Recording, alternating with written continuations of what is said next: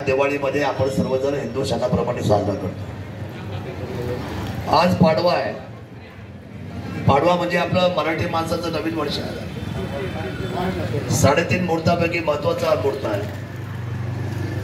जुन्नर तालुक्याच्या छत्रपती शिवरायांच्या भूमीतले ओतूर नगरी अतिशय जबाबदार आणि अतिशय कर्तृत्ववान नगरी आहे।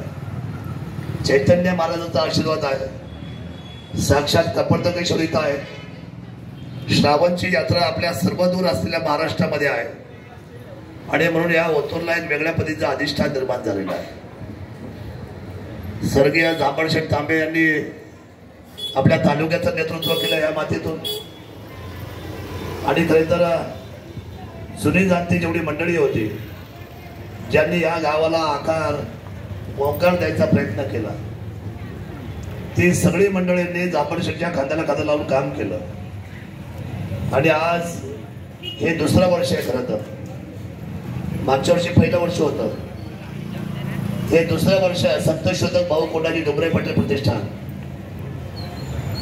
सत्यशोधक म्हणजे समाजाचा अर्थ आहे। सत्यशोधक ही चळवळच खरी तर फार या महाराष्ट्राची आणि या देशाची तुमच्या आमच्या अस्मितेची असलेली भावना घेऊन उभी राहिलेली चळवळ आहे।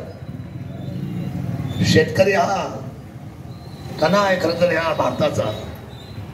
जगभरामध्ये जेवढे काय देश आहेत त्या देशामध्ये भारताची असली कृषीच्या बाबतीतली एक ती सद्भावना जी म्हणतो किंवा जे कष्टाची भावना म्हणतात ती अतिशय प्रखरतेने हा भारत जो पुढे आलाय तो शेतकऱ्यांच्या कष्टाने आलेला। त्यामुळे सत्यशोधक चळवळीमध्ये आज आपण पाहतोय की इथे जे त्यांनी ठेवलंय म्हणजे खरं तर नांगर ठेवलाय, कोळव ठेवलाय, पाबळ ठेवलाय, या सगळ्या जुन्या गोष्टी समोर डोळ्यासमोर आल्या। खरं तर आता शेण जे होती ना, शेणाची जी शेती किंवा शेणाचा जो उकरडा होता, जेवढं शेण पांगवलं जायचं तितका पावसाळा आपल्याला ताकदीचा मिळायचा।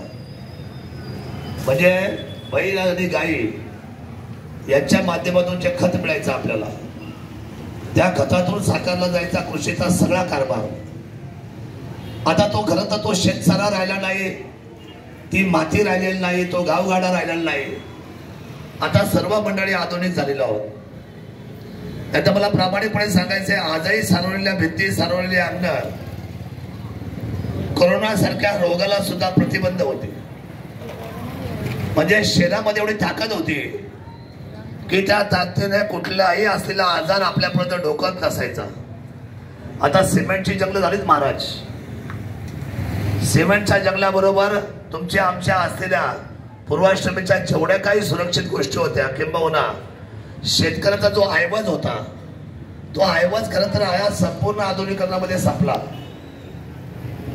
खरं तर गावगाडा आणि मोठनाडा मी त्याचा साक्षीदार आहे। मी आमचे आजोबा आमचे मामा ज्या वेळेला मोठा हाकायचे, हाताना बैलाला काही म्हणायची गरज नसायची, फक्त खांद्यावरच्या चापकाचा एक सेकंदाचा घुंगर हलवला का बैला सुसाट निघायची आणि इच्छित स्थळी जाऊन थांबायची।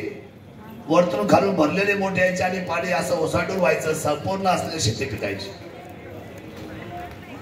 ते एक भारदार पद्धतीचा त्या शेतीचं व्यवस्थापन होतं, पण ते हळूहळू काळाच्या पडद्याआड गेले। लोखंडी नांगर तर सहज आहे। शेतकरी माझा कुठलाही शेतकरी हे तुमचे आमचे सर्व पूर्वज लोखंडी नांगर सहज खात्यावर घ्यायचा एकटा। जर कोण पोशिंदा असेल या पृथ्वीला, जर निसर्गाला जर कोणी जर जिवंत ठेवला असेल तर तो माझा बळीराजा, माझा शेतकरी आहे हे मला आपल्या सर्वांना सांगितलं पाहिजे। त्याच्या जीवावर चाललंय हे सगळं आणि तो आहे म्हणून सर्वांचं चाललंय। आज शेतकरी अडचणीमध्ये, कांद्याला भाव नाही आहे का? नाही। दुधाची परिस्थिती बिकट आहे, तरकारीला बाजार भाव नाही। आता आम्ही सत्तेत आहे म्हणून आम्हाला फार काही चळवळ करता येत नाही, पण तुषारराव तुम्ही आहात ना, तुतारी वाजवू ना तुम्ही या जन आंदोलनाची। शेतकरी मोर्चा करा ना तुम्ही। मी सांगतोय, विद्यमान आमदार तुम्हाला सांगतोय, हे तर सत्यशोधक आहे।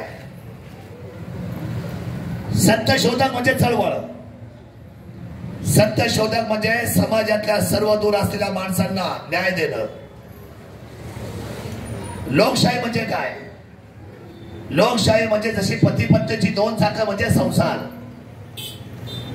तशी लोकशाही म्हणजे सत्ता आणि विरोध. सत्ता आणि विरोध यांची भरभक्कम दोन चाकं म्हणजेच लोकशाही आहे. राजाच्या दिवशी आहे करणारच साहेब.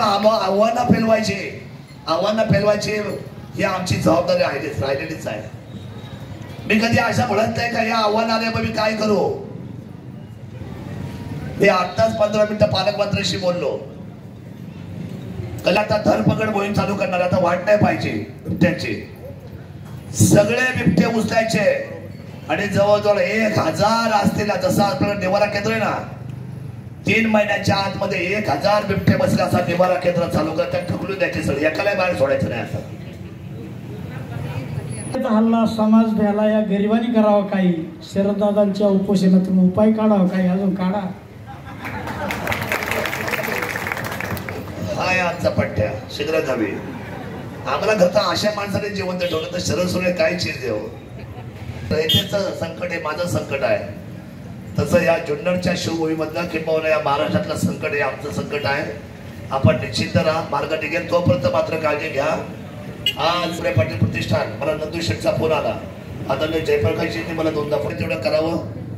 मी आपल्याला विनंती करतो तुषारजी, आपण सर्व